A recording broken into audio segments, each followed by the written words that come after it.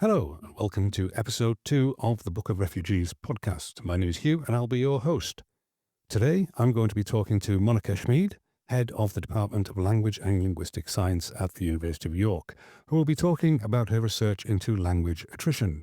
Hi, Monika. Thanks for taking time to join me here on the podcast. Hi, Hugh. Thanks for inviting me. So, Monika, where did your interest in language attrition come from? Well, it was kind of by accident, really. I was a student at the University of Düsseldorf in Germany, and I studied translation of literature.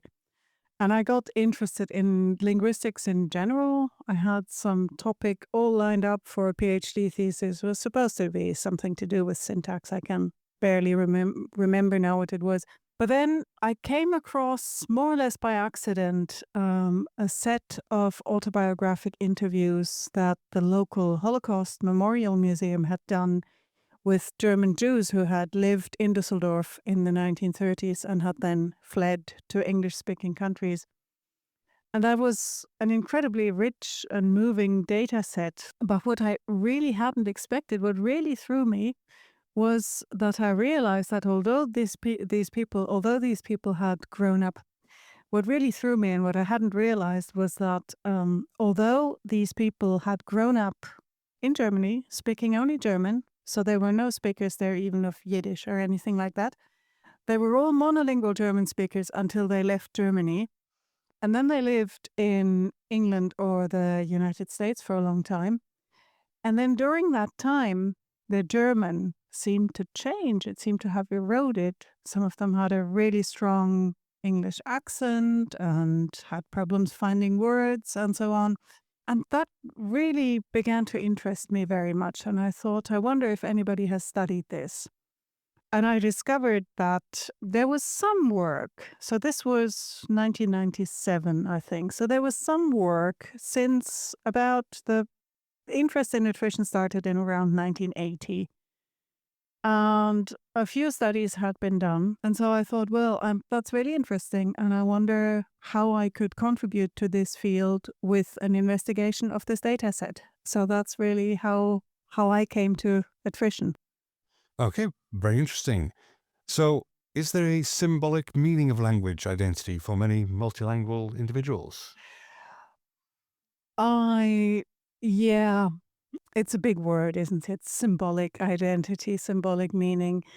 People are still kind of working on that. In the early 1970s, there was a lot of research. It was started by a researcher called Susan Irwin Tripp, whose idea was that different sides of your personality are associated with each of the languages you speak due to the contexts in which you came to acquire them. And there is a lot of research that has been done. What does it mean? It is associated with different sides of your identity.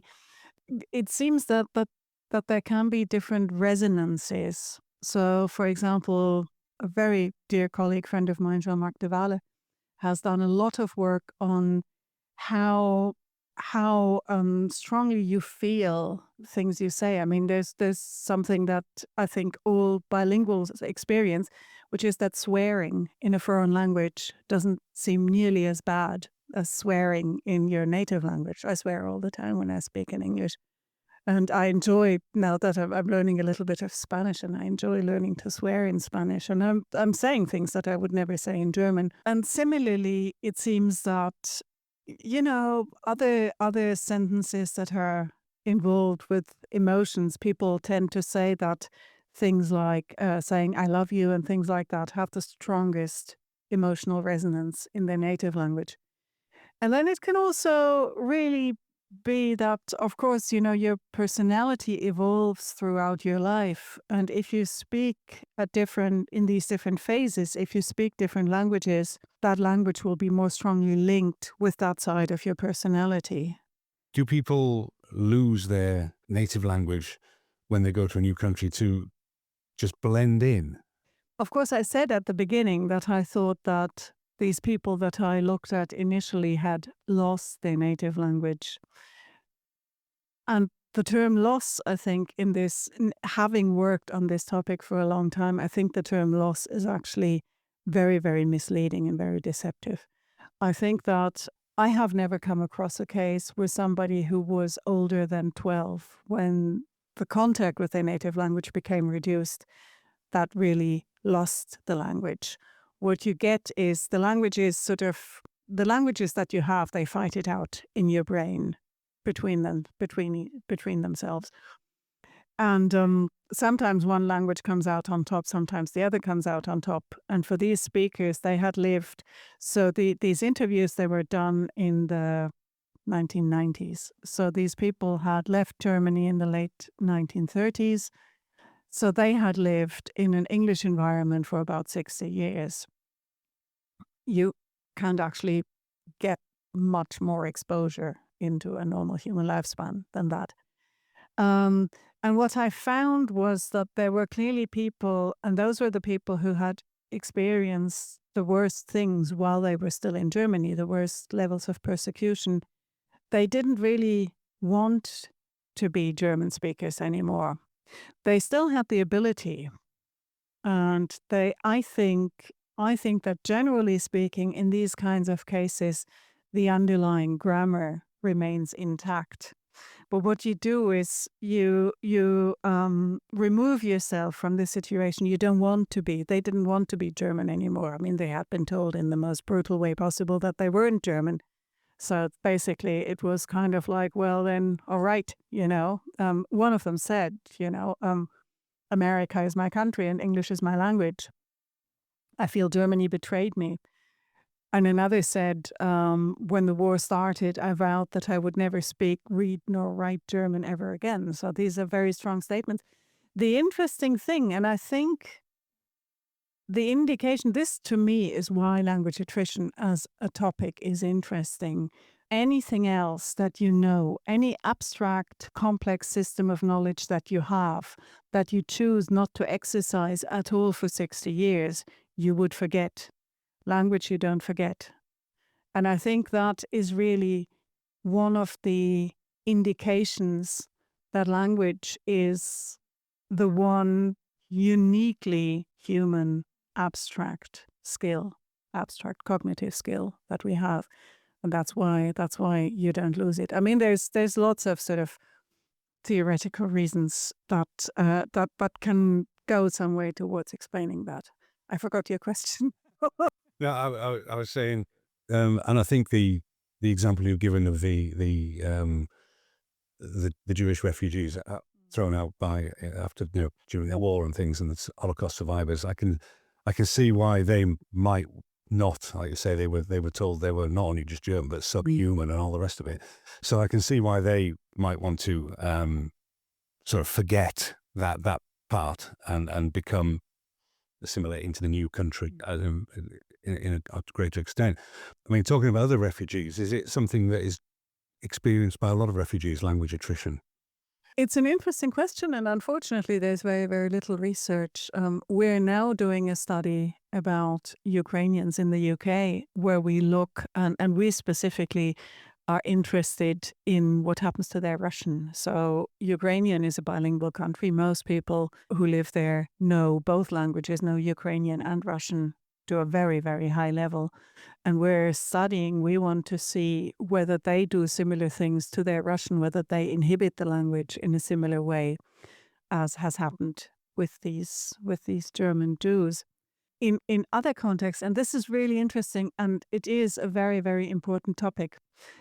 Since the late 90s, many governments have employed language tests as a way of identifying whether somebody who says I'm a refugee, whether they really come from where they say that they are from. And the problem with this is that, of course, as my study with the German Jews has shown, you will not necessarily appear to be a native speaker of the language that you grew up with all your life. So if a government, I'm often consulted by lawyers, particularly in the Netherlands, for people who come from Somalia, for example, say that they're from South Somalia, and then the government, the immigration authorities interview them, and then they employ a language analyst who then says, oh yeah, this person sounds like a native speaker, or they don't sound like a native speaker. The problem with that is that there is an expiration date to these kinds of phenomena, particularly among younger speakers. So I've often sort of been speechless in front of somebody who said, yeah, this person left wherever they say that they were from. They left at age 6 and have lived in other countries ever since, and they no longer speak the language like a native speaker would. So clearly they're lying. And I think, well, it's only to be expected. You don't preserve these kinds of things, particularly if you look at countries where Arabic is spoken. So if you take somebody who is, say, from Syria, who leaves Syria, who maybe lives in a refugee camp in Jordan for a few years, then moves on to Egypt or whatever, then eventually moves on and lives in a European country, lives in a refugee camp with other speakers of Arabic from all sorts of different countries. Of course, they wouldn't preserve their accent. It's like saying, a Scot who moved to London and doesn't sound like a proper Scot from wherever anymore. Is lying about where they're from. It's just a phenomenon of change that is only to be expected. So, are there any examples that stand out that you've come across? Are there examples that have come across that stand out? Isn't it that American soldier that? Oh, that? Yeah. Oh, right. Yes. About 10 years ago, there was the case of this American GI. His name was Bo Bergdahl.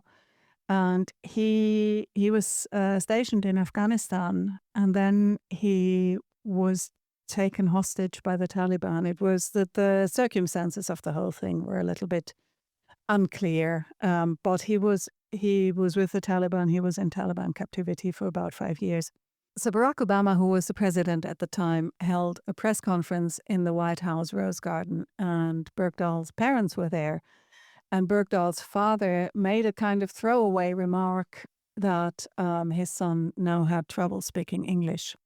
Of course, the internet and the Twitter sphere exploded. People were, I mean, as they do, were saying all sorts of really horrible things about this poor guy, about how clearly, if you forget your native language, and particularly if that native language happens to be American English, of course, you can only be a traitor, and it's all very, very fishy. And and I thought at the time, well, first of all, if you were in Taliban captivity for 5 years and they made it their business to make it physically impossible for you to speak any language, there's no problem. They could do that with, whatever torture and all sorts of things.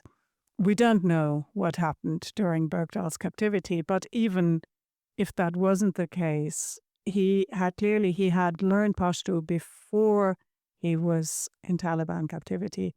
If it was the case that he spoke only Pashto for 5 years and then went back to English, it's only to be expected that you have little sort of startup problems, that for a few days you'll struggle, you'll inadvertently mix your languages, you may have an accent. It was never clear what exactly was meant when the father said he has trouble speaking English. Does he have word-finding difficulties? Does he sort of stumble a little bit? Can he understand but not speak? What does that actually mean? Interesting. Actually sounds like he was a spy to me. I wouldn't presume, and I'm that question I can't find an answer to, and I'm not interested in. I am interested in what people say, because so often people are really, really negative about language attrition. When I talk, my German friends and my family and whatever, they know what's going on. And they know that this is, when I talk to my mother on the phone, I sometimes say, oh, how do you say that? And I can only think of the English word. But when you do that, there was a case, it's another celebrity thing. The wife of the actor Alec Baldwin, Hilaria Baldwin, she was on an American cookery show. She is bilingual. She was born, I think, in America, but grew up in, I think it was Majorca, somewhere in Spain. That was why her birth name was Hillary, but when she was a child, everybody called her Ilaria, so the name stuck. And she is, from what I can see, she is perfectly bilingual. She speaks both English and American English and Spanish without any accent. And then she was on this cookery show and she was trying to demonstrate how to make gazpacho. And for a split second, she couldn't think of the word for cucumber. And she said, so we've got tomatoes, we've got, how do you say it in English, cucumbers. And again, the whole internet comes down on this poor woman saying, she's pretending she's a fake Spaniard. She's just doing this to make herself more interesting. There's this presumption that you only have one language in which you're comfortable. And if you pretend, if you have problems with any aspect of that language, you must be pretending to make yourself more interesting. Now, I can tell you, as somebody who frequently experienced the phenomenon but I'm lost at a loss for words, that things come out of my mouth that I didn't in a language that I didn't intend them to be. I have an accent. I stumble. I fumble. And the last thing in the world that I feel in those moments is cool. You feel it's. I said at some point it's maybe not even that you feel like a fish out of water. You feel like a walrus out of water. You just sort of you're this sort of clumsy lump of lard trying to flop along, and finding yourself in the middle of a sentence and realizing that you need a word and you can't think what it is like. It's kind of like walking down a staircase in the dark and thinking there's another step there when there isn't, or whatever, like, oops. Yeah, horrible feeling. Horrible feeling. Yeah. Okay, well, our time is up, Monika, and that brings us to the end of this episode. So if you're listening, and we hope you enjoyed it, thank you, Monika. Thank you, Bill. It was fun. I'm glad you enjoyed it. So if you enjoyed this, please get in touch. And if you have any comments or suggestions, or even better, would like to contribute, then the easiest way to do this is point your browser towards york.ac.uk and search for Book of Refugees. So it's goodbye from me, and we hope you join us on the next episode. Goodbye. Goodbye.